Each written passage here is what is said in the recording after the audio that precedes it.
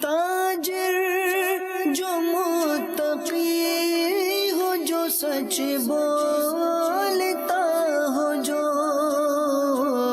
احسان کرے لوگوں پہ، مجھے ایسا بنا دے، احسان کرے لوگوں پہ، مجھے ایسا بنا دے۔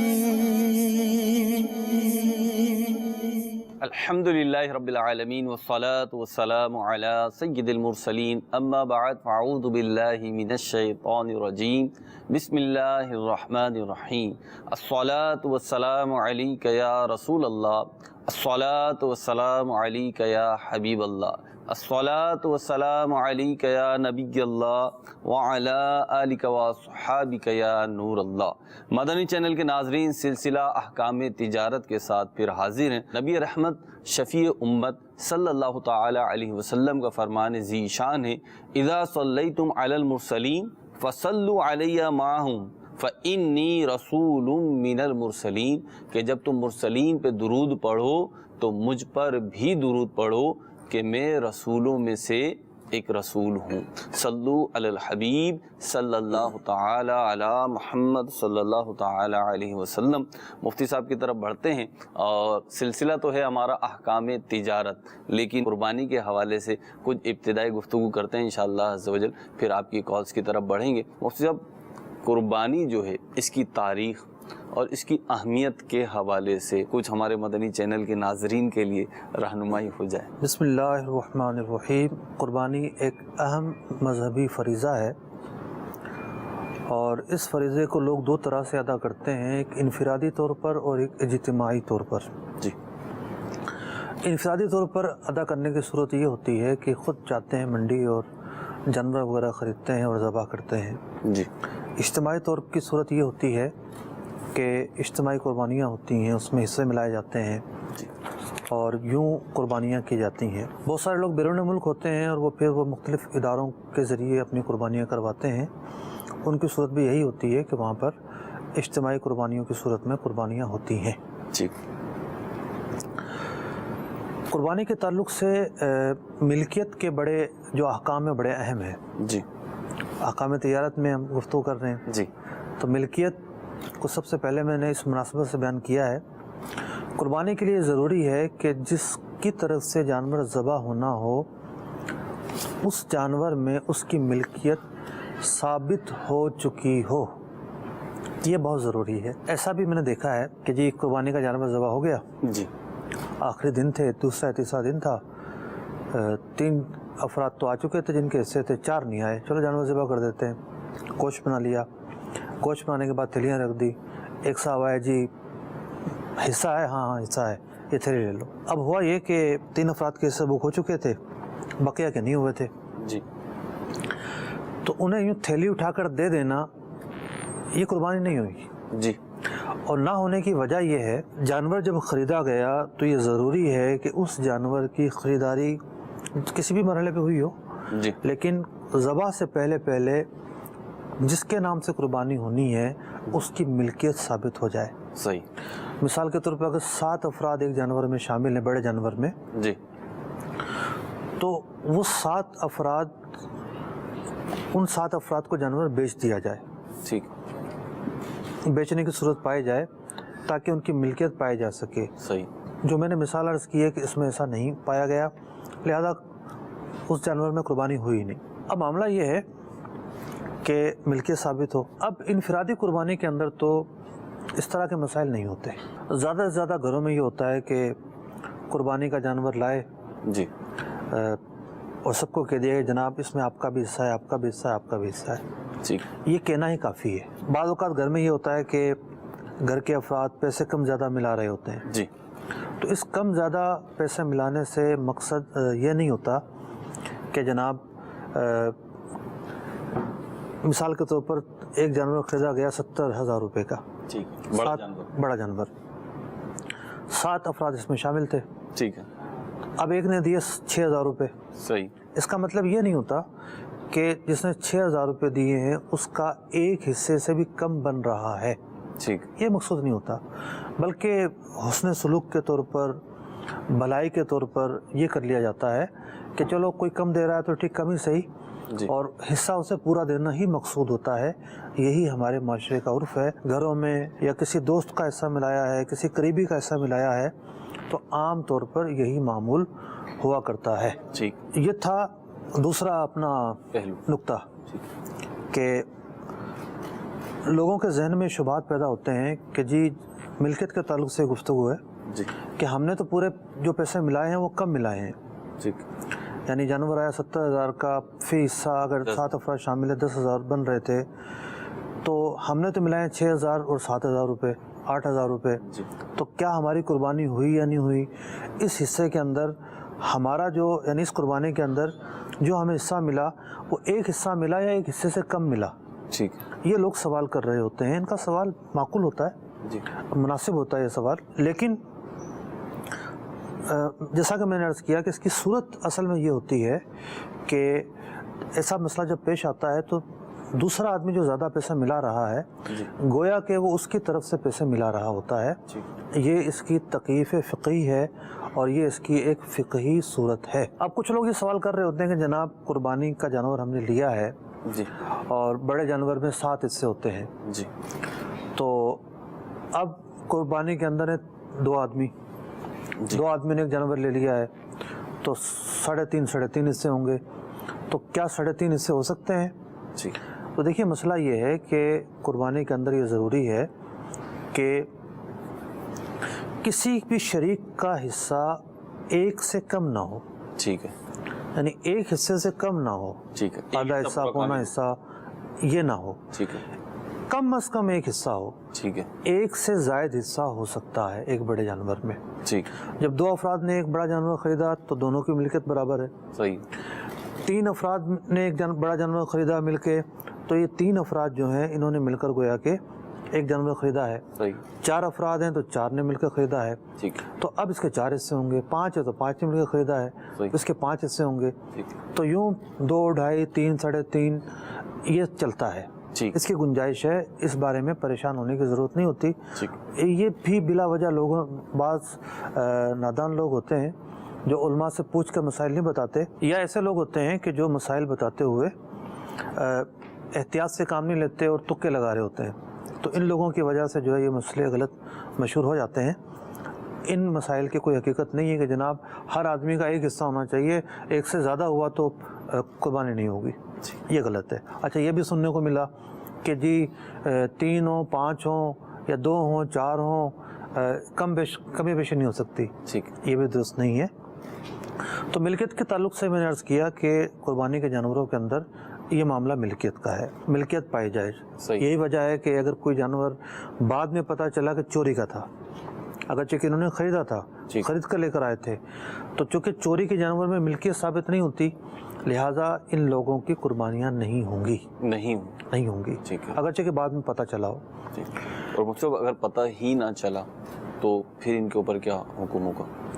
پتہ نہیں چلا تو مواخذہ تو نہیں ہے ان کے اوپر۔ ٹھیک اچھا اب آ جاتے ہیں ہم اجتماعی قربانیوں کی طرف۔ جی اجتماعی قربانیوں کے اندر ایک بہت بڑی غلطی یہ ہوتی ہے ملکیت کے تعلق سے کہ جانوروں کی بعض جگہوں پر ایسا ہوتا ہے آخری وقت تک تعین نہیں کی جاتی۔ بھئی مثال کے طور پر 20 جانور لے آئے، ذبح کر دیے بغیر اس بات کا تعین کیے کہ یہ جانور کس کی طرف سے ذبح ہو رہا ہے۔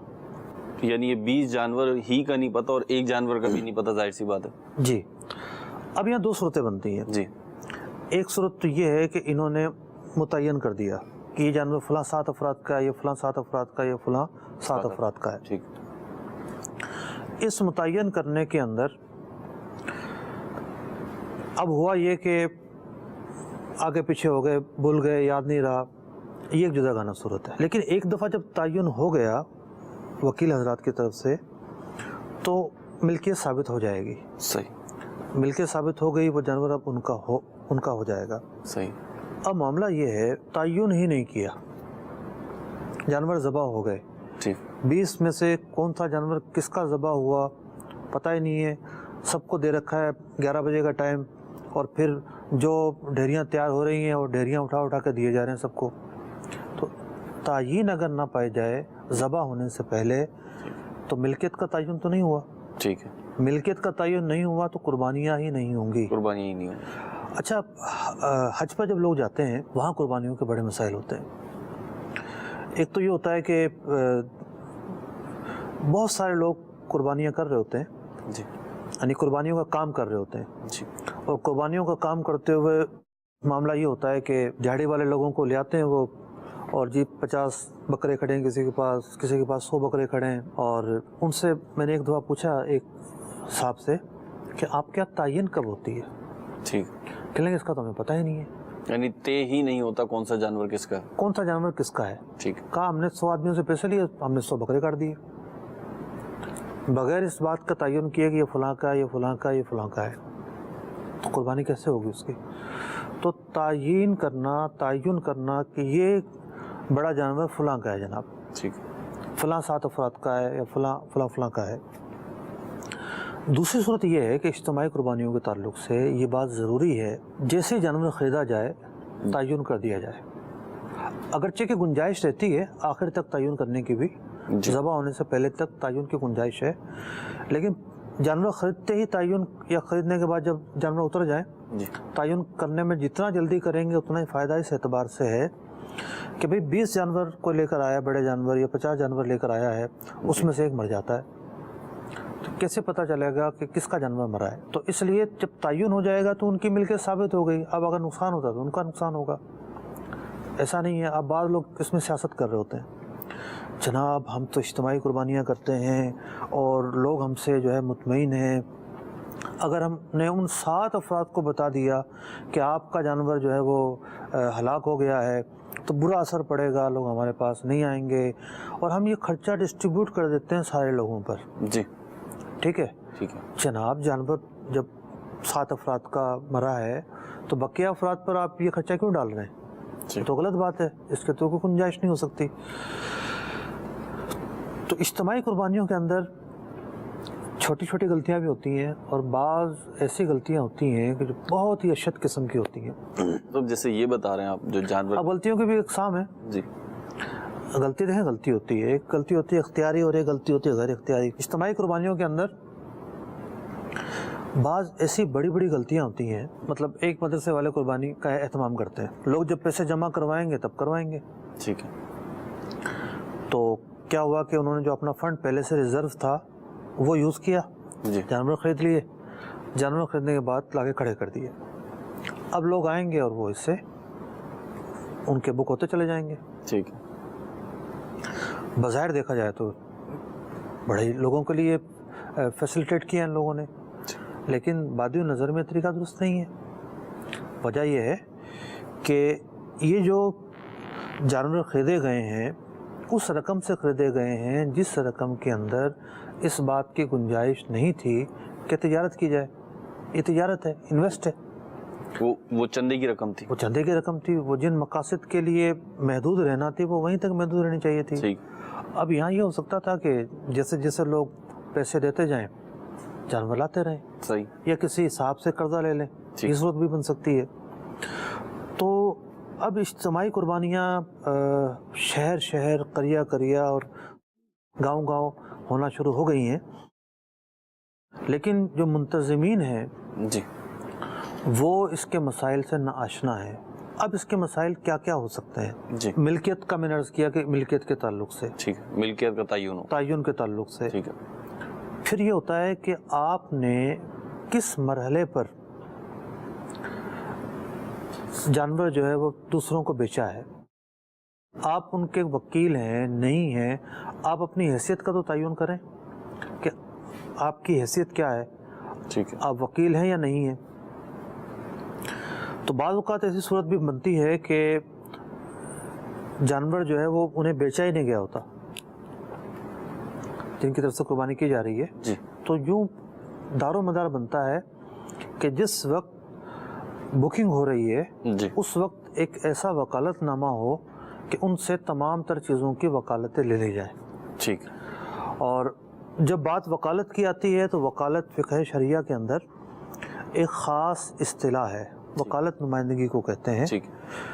تو وکیل در حقیقت میں در حقیقت امین ہوتا ہے، وہ دوسرے کے بیاف پر اس کا کام کر رہا ہوتا ہے. وکیل جو ہے وہ مختار کل نہیں ہوتا، یعنی جو دل چاہے وہ نہیں کر سکتا. نہیں کر سکتا. ٹھیک ہے ہمارے ہاں اجتماعی قربانیوں والے ایسے بھی ہیں جی. جو اپنے آپ کو مختار کل سمجھتے ہیں، ٹھیک. یعنی ایسے اختیارات سے کام لیتے ہیں کہ جو الاؤ نہیں تھا، ٹھیک ہے. جس کی انہیں اجازت نہیں تھی. یہ تو نمائندے ہیں، اس نے تو نمائندے، صرف نمائندے. جی. مثال کے طور پر بعض اوقات کیا ہوتا ہے کہ پیسے کم پڑ رہے ہیں، جی. انویسٹر کو ملا لیں گے، جی. اس کو کہیں گے کہ بھائی آپ ہمیں نا 40,000 روپے رکھ لو، ٹھیک. جانور خرید لو، ہم 40,000 مہنگا خرید لیں گے. جتنا مہنگا جانور لیا جاتا ہے وہ مارکیٹ سے مہنگا ہوتا ہے. ٹھیک. انویسٹر سے جانور خریدوا لیا، اب اس سے خود خرید. لیکن وہ مارکیٹ سے مہنگا ہوتا ہے. ٹھیک ہے. اگر وکیل نے ایسی خریداری کی ہے جو مارکیٹ سے بہت مہنگی ہے جی. تو وکیل جو ہے وہ قابل مواخذہ ہے، ٹھیک. اس پر الزام آئے گا. ٹھیک. تو وکالت جو ہے نیابت ہے، اس کی ذمہ داریاں ہیں. پھر ایک صورت میں نے عرض کی جی. کہ ایک جانور مر گیا، آپ بتا ہی نہیں رہے جناب، جی. اور سب پر خرچے ڈال دیے. جی. سب پر آپ خرچے کیوں ڈال رہے ہیں؟ یہ جو سب پہ خرچہ ڈالنا ہے اس کی بھی گرفت ہوگی. اس کی بھی گرفت ہوگی. ٹھیک. ٹھیک ہے. پھر یہ ہوتا ہے کہ جو گوشت کی تقسیم کے معاملات ہیں وہاں جو احتیاط کے تقاضے ہیں اس سے یہ بری ذمہ نہیں ہے. ٹھیک. وہ احتیاط کے تقاضے انہیں پورے کرنا ضروری ہے. تو یہ تو چند میں نے وہ باتیں عرض کی ہیں جس کا تعلق معاملات سے ہے، یعنی لین دین سے ہے. جی. اب قربانیوں کا جو اگلا مرحلہ ہے وہ ہے نیت، کہ جو بندہ قربانی کر رہا ہے، کہ جس کو عبادت کا درجہ دیا گیا ہے، اللہ کی راہ میں جو ہے خون بہانا، تو ہر عبادت کی طرح یہ عبادت بھی خالص نیت کی متقاضی ہے. ٹھیک. کہ قربانی کرنے والا سچی نیت کرے، حصول رضائے رب العالمین کی نیت کرے. اس کی نیت میں کہیں سے بھی کھوٹ نہ ہو، دکھاوا نہ ہو، ریا نہ ہو، اور دوسروں پر سبقت لے جانے کی جو دوڑ ہوتی ہے وہ نہ ہو کہ جناب میں مہنگا جانور لاؤں گا، میں اونچا ہو جاؤں گا، دوسرے نیچے ہو جائیں گے، یہ نہ ہو. نیت ہے، اچھی نیتوں کے ساتھ قربانی کی جائے، اچھی نیتوں کے ساتھ حسب توفیق اچھا جانور خریدا جائے. جی. اور قربانیاں جب ہو جائیں تو اس کے گوشت کا جو مصرف ہے، اگرچہ کہ کسی نے سارا گوشت خود رکھ لیا جی. تب بھی ٹھیک ہے، ٹھیک. شریعت نے اجازت دی. مطلب کوئی ناجائز کام نہیں ہے. ٹھیک. لیکن ایک معاشرتی تقاضا جو شریعت مطہرہ نے ہمیں دیا ہے کہ 3 حصے اس کے کیے جائیں، مستحب ہیں. ایک حصہ خود رکھے، ایک حصہ رشتہ داروں کو دے، اور ایک حصہ جو غربا فقراء ہیں ان میں خرچ کرے. اس کا اہتمام کیا جائے. اور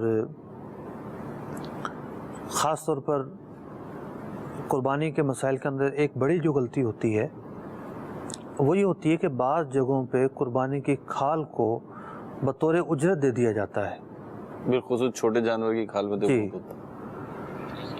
اب ایک آدمی انفرادی طور پر جو ہے وہ قربانی کر رہا ہے. بعض اوقات یہ ہوتا ہے کہ جو کھال لینے والے ہوتے ہیں، مدرسہ ہے کوئی اہل سنت کا یا دعوت اسلامی ہی ہے، وہ نہیں پہنچ پا رہے. جی. ایسی جگہ بھی ہوتی ہیں. اب وہ کھال رکھے گا تو خراب ہو جائے گی. جی. اب وہ قصاب جو ہے وہ بھی مانگتا ہے کہ مجھے دے دو. یا اس کے علاوہ بھی آف سیزن میں بھی ایسا ہوتا ہے. مثال کے طور پر کسی نے عقیقہ کرنا ہے اور جانور ذبح کیا ہے تو ایسے میں تو ادارے والے بھی نہیں آتے. ٹھیک ہے. تو اب قصاب کی طرف سے یہی تقاضا ہوتا ہے کہ جناب میری اجرت بنتی ہے 1000 روپے، لیکن کھال میں لوں گا 800 روپے دے دینا مجھے. جی. 200 روپے کھال کی لگا لوں. تو یہ کھال کو اجرت بنانا ہی ہے. ٹھیک ہے. تو کھال کو بطور اجرت دینا جائز نہیں ہے، کیونکہ قربانی کی جو کھال ہے قربانی کے گوشت کی طرح اس کو بھی کار خیر میں صرف کیا جائے گا. ٹھیک ہے. کرایہ یعنی کھال کو بطور کرایہ دینے کا مطلب یہ ہے کہ قربانی کے جانور سے ذاتی فائدہ اٹھانا. جس طرح اس کا گوشت نہیں بیچا جا سکتا، جی. اسی طریقے سے کھال کو بطور اجرت کے دینا ایسا ہی ہے جیسا کہ اس نے کھال کو بیچ دیا اور رقم خود خرچ کر لی. بیچنے کی جائز صورتیں ہیں. ٹھیک ہے. مطلب کہ وہ ایک جداگانہ بحث ہے. جی. اب یہاں یہ ہو سکتا ہے کہ ایسا موقع ہے کہ کھال کوئی ادارہ بھی لینا نہیں آئے گا، وہ ادارہ جن کو کھال دی جا سکتی ہے، تو اسے یہ کہے کہ میں آپ کو اجرت دوں گا 1000 روپے کھال اگر آپ کو الگ سے خریدنی ہے تو خرید لیجیے گا، آپ کو مرضی، یعنی اجرت الگ دے، نقد اور اجرت الگ دے، کھال کا معاملہ جدا رکھے. ٹھیک. اور پھر کھال بیچنے میں یہ نیت نہ کرے کہ یہ پیسے میرے ہیں، اس نیت سے بیچے کہ اس پیسے کو جہاں اس کی جگہ ہے وہاں صرف کروں گا. ٹھیک. یہ اس لیے بیچ رہا ہوں تاکہ جہاں اس کی جگہ ہے وہاں صرف کروں گا، اور اس کی جو جگہ ہے وہ ہے نیکی اور بر کا کام. ٹھیک. جہاں نیکی اور بر کے مواقع ہیں وہاں کھال صرف ہو سکتی ہے. یہ کیا تھا آپ نے ایک سوال اور ہم نے دیا اس کا ایک جواب. ٹھیک ہے جی، کوز دیجیے.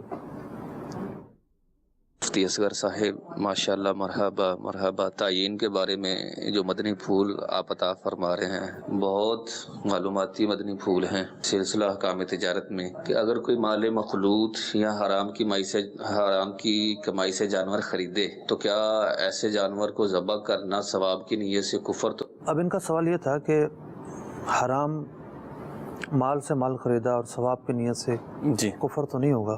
دیکھیے معاملہ یہ ہے کہ ایک تو جو مال حرام ہے جی اس کے مسائل اگرچہ کہ کتابوں میں بڑی تفصیل کے ساتھ لکھے ہوئے ہیں، لیکن اموال کی دو قسمیں ہیں.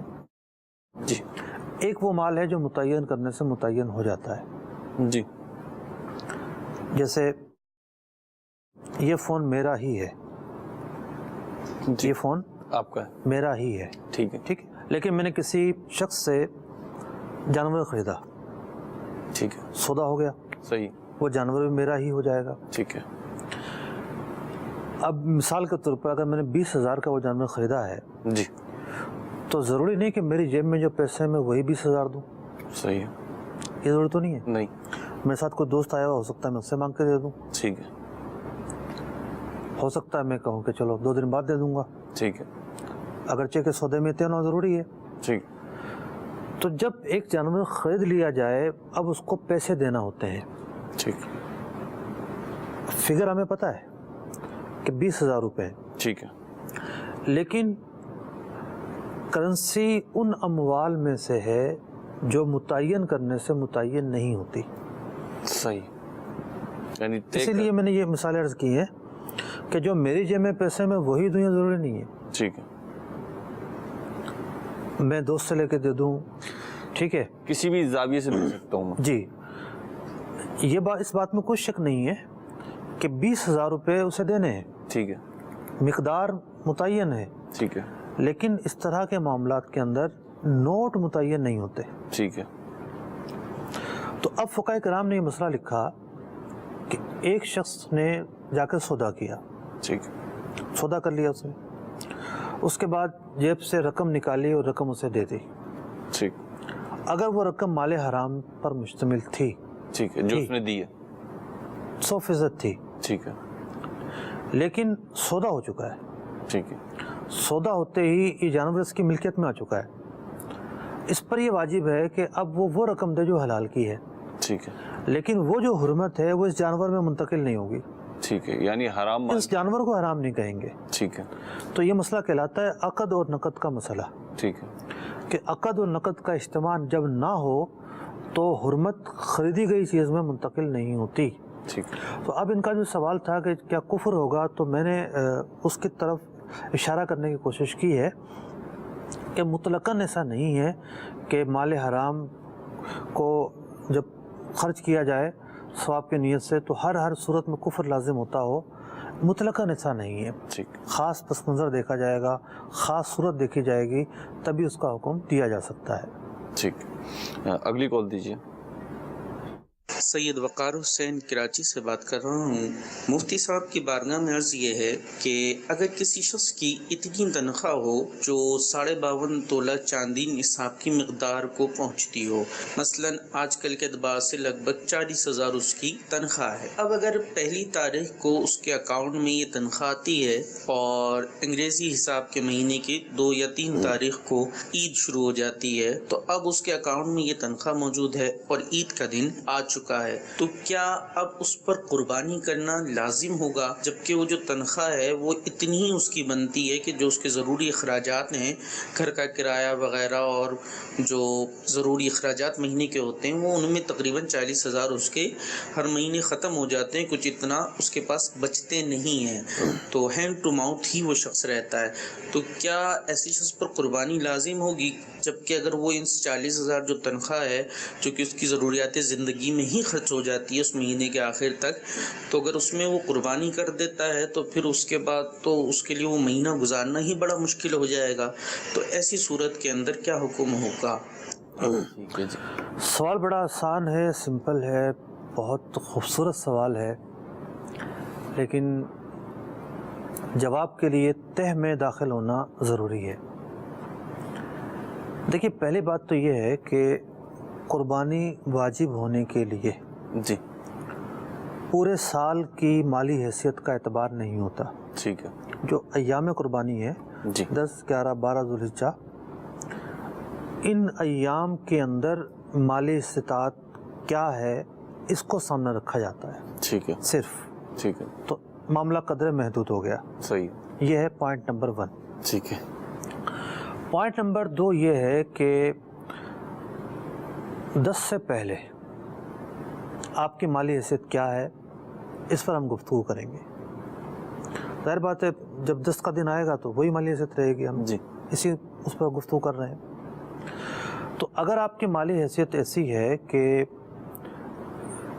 آپ کے پاس 52.5 تولہ چاندی کی مقدار جو بنتی ہے اس کے اعتبار سے کیش موجود ہے، یا زائد ضرورت ساز و سامان کو دیکھیں اس کی قیمت ملا کر آپ کی ملکیت میں اتنا سامان پایا جا رہا ہو، اور بھی دیگر چیزیں ہیں، لیکن جب بھی ان مسائل کا تذکرہ ہوتا ہے اس بات کی صراحت کی جاتی ہے کہ یہ رقم قرض سے زائد ہو، یہ رقم حاجت اصلیہ سے زائد ہو. جی. اب حاجت اصلیہ کیا چیز ہوتی ہے؟ دیکھیے، جو گھر کا کرایہ ہے جو آپ نے دینا ہے یہ حاجت اصلیہ میں شامل ہے. جو آپ نے راشن لا کے ڈالنا ہے، عام طور پر عادت یہ ہوتی ہے بندے کی کہ ہفتے 2 ہفتے کا راشن لے آتا ہے. ٹھیک ہے نا. بعض اوقات جو ہے وہ آج کل تو دور چلا گیا، لیکن پہلے تھا کہ ٹیلی فون کے کنیکشن لگے ہوتے تھے، ان کا بل چڑھا ہوتا تھا. جی. بجلی کا بل چڑھا ہوتا ہے، گیس کا بل چڑھا ہوتا ہے. تو جو ڈیوز ہیں، واجب الادا جو ڈیوز ہیں، یہ پتہ ہے کہ اتنا جانا ہی ہے، ان کو بھی الگ کریں گے. جی. تو حاجت اصلیہ میں کیا کیا چیزیں داخل ہوں گی، کیا کیا داخل نہیں ہوں گی، اصل سمجھنے کی یہ چیز ہے. جی.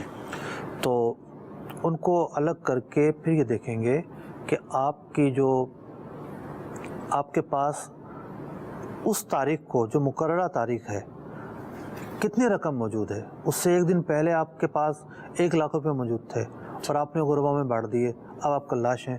ٹھیک ہے. تو قربانی واجب نہیں ہوگی. صحیح. اگرچہ کہ آپ کو تھوڑا سا دھیان رکھنا چاہیے تھا تاکہ تہمت نہ آئے، اگرچہ کہ واجب نہیں ہو رہی ہے. ٹھیک ہے. لیکن اس پیریڈ کا اعتبار ہے کہ جو پیریڈ قربانی کا مقرر کیا گیا اس میں مالی حیثیت کیا تھی. ٹھیک. تیسری چیز یہ ہے کہ ہوتا یہ ہے کہ 40,000 کی سیلری والا ٹھیک ہے، اس کی ضروریات ہوتی ہیں، وہ ہینڈ ٹو ماؤتھ بھی ہوتا ہے، لیکن پھر بھی کچھ نہ کچھ بچت تو ہو جاتی ہے، 2-4 ہزار. اچھا، بعض اوقات ایسا ہوتا ہے کہ ایک آدمی لاکھوں پتی ہے جی لیکن اس پر قرضہ ہوتا ہے. ٹھیک ہے. اس نے کوئی گھر خریدا ہوتا ہے قرضہ لے کے، یا کسی بھی مد میں کوئی قرضہ اس پہ چڑھا ہوتا ہے، تو ایسی کیفیات ہوتی ہیں کہ اس کے پاس بالکل بھی نہیں بچتا. صحیح. تو قرضے کی رقم کو نکالنے کی صورت موجود ہے، حاجت اصلیہ کی رقم کو نکالنے کی صورت موجود ہے. پورے سال کا اعتبار نہیں کرنا، صرف جو ایام قربانی ہے اس کا اعتبار کرنا ہے. تو یہ بہت ساری صورتیں موجود ہیں، اور شریعت مطہرہ نے آسانیوں کو مد نظر رکھ کر احکام بیان فرمائے ہیں. تو مفتی صاحب پھر فائنل کیا ہوا؟ فائنل کیا ہوا؟ فائنل یہ ہوا کہ جو ایام قربانی ہے اس کو دیکھا جائے گا. ٹھیک. ان میں ان کی مالی حیثیت کتنی بنتی ہے. ٹھیک ہے. اور جو چیزیں حاجت اصلیہ میں آتی ہیں وہ نکالا جائے گا. ٹھیک ہے. اگلی کال دیجیے. अल्लाह की तारी मेरा नाम है। तो मैंने ये पूछना है कि एक बकरा मैंने लिया ना और कुर्बानी मेरे ऊपर वाजिब नहीं है। मैं ये पूछना चाहता हूँ अगर मैं बच्चे का हकीका करूँ वो अफजल है मेरे लिए, कुर्बानी करूँ वो मेरे लिए अफजल है? ठीक है जी। अगर आप बकरा लेने से पहले सवाल कर लेते तो आपको रियायत मिल जाती। जिस पर कुर्बानी वाजिब ना हो जी, जब वो कुर्बानी का जानवर ख़रीद ले तो उसे ज़बह करना ज़रूरी हो जाता है कुर्बानी के लिए। जी। ठीक। अब ये इस जानवर से बच्चे का अकीका नहीं कर सकते। ठीक, यानी खरीदते हुए नियत का एतबार यहाँ पे होगा। हाँ, ठीक है, अगली कॉल दीजिए। या ख़रीदा मुतलकन बाद में नियत मुतय्यन कर ली जी, तो भी ये सूरत बनेगी। ठीक है, अगली कॉल दीजिए।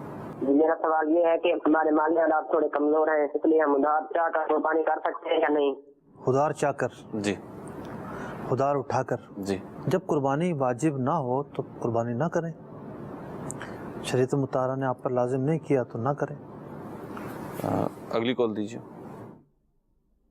मेरा नाम फकीर मोहम्मद अत्तारी पंजाब मैलसी से बात कर रहा हूँ। मेरा मुफ्ती साहब से सवाल ये है कि अक्सर गांव में ये होता है कि बड़ा जानवर जब बनाते हैं तो बनाने वालों को गोश्त देकर फारिग कर दिया जाता है, उसकी मजदूरी नहीं दी जाती, तो इसके बारे में क्या हुक्म है, इरशाद फरमाइए। ठीक है जी। ये भी वही सूरत है कि कुर्बानी का जो जानवर है उसका गोश्त, पोश्त, खाल, चर्बी, इसको किसी भी जुज़ को उजरत में नहीं दिया जा सकता। ठीक, तो उजरत में देना ऐसा ही है जैसा कि उसको बेचना हुआ। सही। तो खाल नहीं दी, गोश्त उसको दे दिया, तो ये भी जायज़ नहीं हुआ। पैसे मुकर्रर करें। आपको अल्लाह तबारक व तआला ने तौफीक दी, आपने कुर्बानी की, तो जहाँ आपने हज़ारों रुपए खर्चा किया है चंद सौ रुपयों का और ख़र्चा कर लें, और ये लाजमी है। अगर नहीं करते ये खर्चा तो खुद जानवर ज़बह कर लें। ठीक। कितने ऐसे लोग हैं जो खुद जानवर ज़बह करते हैं, वो थोड़ा आहिस्ता आहिस्ता होता है, टाइम लगता है, मेहनत लगती है, लेकिन अगर किसी दूसरे से करवा रहे हैं उजरत पर तो उसे अलग से उजरत देना ज़रूरी है। गोश्त को बतौर उजरत नहीं दे सकते, चर्बी को बतौर उजरत नहीं दे सकते, खाल को बतौर उजरत नहीं दे सकते, उसने जो हार पहने होते हैं, रस्से होते हैं, उनको बतौर उजरत नहीं दे सकते। ये तमाम वो चीज़ें हैं कि जिसको सिर्फ़ और सिर्फ नेकी और खैर के कामों पर खर्च करना ज़रूरी है।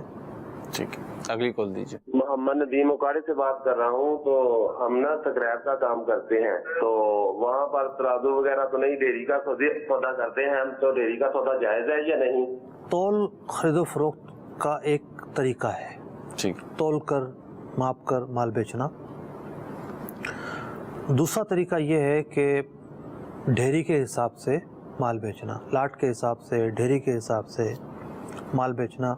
ये तरीका भी जायज़ है, जबकि ढेरी एक जैसी हो। ये ना हो कि ऊपर कुछ हो अंदर कुछ हो, ये धोखा देना कहलाएगा। या अगर ढेरी है और गाहक को आप कह देते हैं कि आप देख सकते हैं उसको उलट पलट करके, कोई मसला नहीं है, आपके सामने माल जैसा भी है, ठीक है, तब भी ठीक है, वो धोखे का अंसर जो है वो ख़त्म हो गया। सही। तो तौल जो है वो ज़रूरी नहीं है, ढेरी के हिसाब से भी माल ख़रीदा और बेचा जा सकता है, इसमें कोई हरज नहीं है। ठीक, अगली कॉल दीजिए। मेरा नाम मोहम्मद खालिद रजा से बोल रहा हूँ। सर मसला ये है कि 5 आदमियों ने कुर्बानी करनी है, वो गाय के कितने हिस्से करेंगे? 7 हिस्से करेंगे या 5 हिस्से करेंगे? 5 बंदों ने कुर्बानी करनी। ठीक है जी, इसका 5 बंदों ने कुर्बानी करनी है, 5 हिस्से करेंगे। ठीक है, अगली कॉल दीजिए। मेरा मुफ्ती साहब की बारगाह में सवाल यह है कि 7 बंदों ने कुर्बानी के लिए एक बड़ा जानवर खरीदा, लेकिन उनमें से एक शख्स ने बकिया 6 से कहा कि मैं तुम्हारे साथ अब कुर्बानी नहीं करना चाहता, तुम मुझसे मेरा हिस्सा खरीद लो। क्या वो 6 अशखास जो हैं वो उनसे, उस शख्स से हिस्सा खरीद सकते हैं या नहीं? देखें, कुर्बानी होने से पहले तो वो जानवर जो है जी मौजूद है, खड़ा है। सही। इन्होंने सवाल का एक हिस्सा किया, इससे पहले दूसरा एक और हिस्सा बनता है जी कि वो बेचने वाला बेच सकता है या नहीं। ठीक। अगर तो वो बेचने वाला गनी था जी, यानी उस पर कुर्बानी वाजिब थी, ठीक है, गनी था, कुर्बानी वाजिब थी, साहिब इस्तिताअत था, तो वो बेच सकता है। ठीक। मिसाल के तौर पर उसने एक हिस्सा लिया 15,000 रुपये का, ठीक, اب اس کا ذہن بنا کہ نہیں میں تو 20,000 روپے کا اپنا جانور لے لیتا ہوں, زیادہ ہی خرچ کیا اس نے نا, ٹھیک ہے, تو وہ بیچ سکتا ہے. ٹھیک, جب اس نے بیچ دیا تو پھر بقیہ کا حصہ بڑھ گیا. صحیح. اچھا اگر وہ شریف فقیر تھا اب وہ نہیں بیچ سکتا, اس کے لیے یہ حکم ہے کہ یعنی قربانی اس پر واجب نہیں تھی, اس نے قربانی کی نیت سے حصہ خرید لیا, اب وہ حصہ نہیں بیچ سکتا, اب اس حصے سے نہیں نکل سکتا, اب یہ حصہ کرنا ہوگا, یہ حصہ رکھے گا. سلسلہ احکام تجارت میں مجھے مفتی صاحب سے یہ پوچھنا ہے کہ میرے پاس 50,000 کی رقم ہے, مگر وہ عید کے فوری بعد میں نے اپنا گھر جو وہ چینج کرنا ہے, کرائے پہ گھر لینا ہے مجھے آگے, تو اس کا ایڈوانس وہ مجھے دینا ہے, فائنل ہے کہ مجھے وہ اس کا ایڈوانس دینا ہے, اور اگر میں اس میں سے قربانی کے لیے جانور لے لیتا ہوں تو میرے پاس ایڈوانس کی رقم نہیں بچتی, اور عید کے بعد مجھے گھر خالی کرنا ہے جہاں میں کرائے پر ہوں, تو آگے شفٹنگ کرنی ہے. اب اس صورت میں میرے لیے کیا حکم ہے؟ دیکھیے آپ کے لیے ضروری نہیں ہے کہ آپ بڑا جانور لیں اور 70-80 ہزار 1 لاکھ روپیہ خرچ کریں. آج کل جو حصے مل رہے ہیں تو 8,000 9,000 10,000 کا حصہ آرام سے مل جاتا ہے. آپ کی استطاعت جب پائی جائے گی قربانی کے دنوں میں, قربانی کرنا آپ پر واجب ہو جائے گا. اب یہ ہے کہ کوئی نہ کوئی ترکیب بنائی جائے, قربانی بہرحال آپ پر کرنا ہوگی. ٹھیک, اگلی کال دیجیے. محمد نصیر قائد-اعظم کالونی راولپنڈی سے بات کر رہا ہوں. میرا سوال یہ ہے کہ ہم بچے کی قربانی کرنا چاہ رہے ہیں اور اس کے بارے میں کیا احکامات ہیں کہ آیا اکیلے بچے کی قربانی بچے کے نام کی ہو جائے گی یا اس کے ساتھ اس کے والد یا اس کا سربراہ جو ہے اس کی قربانی بھی ضروری ہے؟ دیکھیں پہلی بات تو یہ ہے کہ بچے کی طرف سے قربانی کرنا اچھی بات ہے, بہت سارے اس میں خیر کے پہلو ہیں. ٹھیک ہے, لیکن صرف بچے کی قربانی ہو اور بڑے کی نہ ہو, جی, یہ معاملہ شکوک و شبہات پیدا کر دیتا ہے. یعنی شکوک و شبہات اس اعتبار سے کہیں ایسا تو نہیں ہے کہ بچے کے باپ پر قربانی واجب ہو, صحیح, وہ اپنا فریضہ ادا نہ کر رہا ہو, ٹھیک, تو اگر ایسا ہے تو یہ غلط ہے. گھر میں جس پر قربانی واجب ہے وہ قربانیاں کریں گے. بعض اوقات یہ ہوتا ہے گھر میں کئی افراد ایسے ہیں جن پر قربانیاں واجب ہیں, لیکن ایک جانور بڑا لائیں گے, یہ ایک فلاں کی طرف سے, بقیہ فلاں کے سال ثواب کے لیے, فلاں کے سال ثواب کے لیے, فلاں کے سال ثواب کے لیے, سب کی طرف سے قربانیاں نہیں کریں گے. اب کوئی کہہ سکتا ہے کہ جناب جو جانور لایا تھا پیسے تو اس کے تھے, اگر سربراہ لایا تھا تو اس کی مرضی, ٹھیک ہے, اس نے اپنا حصہ تو کر لیا نا, اور بقیہ جس کی مرضی جو ہے قربانی کرے. بات تو یہ ٹھیک ہے, لیکن اگر خیر خواہی کے پہلو کو دیکھا جائے, جی, اور بندہ یہ سوچے کہ یہ لوگ قربانیاں نہیں کریں گے, گناہ گار ہوں گے, گناہ گار ہونے کی وجہ سے عذاب کے مستحق ٹھہریں گے, تو میں کیوں نہ ان کے لیے بھلائی سے کام لوں, کیوں نہ ان کے ساتھ میں ایک ایسا حسن سلوک کروں جن کے لیے آخرت میں کام آئے. گھر کا مال ہوتا ہے نا, اس کی بات اور ہوتی ہے, باہر تو ظاہر بات ہے ہم کس سے پوچھیں گے. تو جس طریقے سے ہم اپنے قریب رہنے والوں کے لیے دنیا کے معاملے میں بہتر سوچتے ہیں, دنیا کے معاملے میں ان کا فائدہ سوچتے ہیں, آخرت کے معاملے میں بھی ان کا فائدہ سوچیں, تو انہیں بھی شامل کر لیں, ٹھیک, اچھی بات ہے. تو یہ بھی جو ہے ان کو شامل کرنا بھی تو نیکی ہے. ٹھیک, ان کی طرف سے بھی قربانیاں جو ہوں گی ان کو بھی ثواب ملے گا, آپ کو بھی ثواب ملے گا. تو گھر کے اندر جب جانور کو ذبح ہو رہا ہو, بڑا جانور, اور ایسے افراد ہوں گھر میں, بعض اوقات کیا ہوتا ہے بہو ہے, اس کے پاس ہونا ہے, ٹھیک ہے, قربانی پر واجب ہے, جی, اب جی اس کی طرف سے قربانی ہو نہیں رہی, جی, نہ وہ کرنے کے موڈ میں ہے, ٹھیک, تو اس کو شامل کر لیں گے. یا کوئی اور ایسا بیٹا ہے کہ جس پہ قربانی تو واجب ہے لیکن وہ نہیں کر رہا, کو شامل کر لیں گے, ٹھیک, تو یہ زیادہ بہتر ہے. ٹھیک, یعنی جن پہ واجب ہے پہلے انہیں فوکس کی جائے, انہیں ترجیحی بنیاد پہ شامل کیا جائے, انہیں ترجیح بنیاد پہ شامل کیا جائے.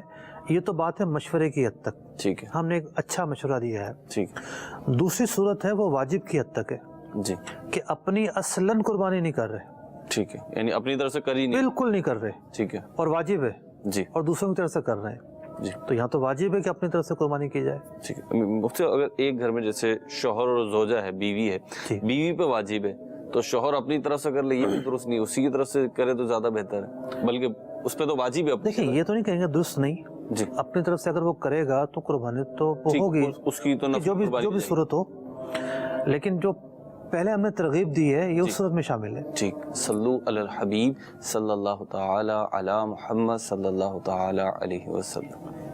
ताजिर जो मुत्तकी हो, जो सच बोलता हो, जो एहसान करे लोगों पे, मुझे ऐसा बना दे, एहसान करे लोगों पे, मुझे ऐसा बना दे।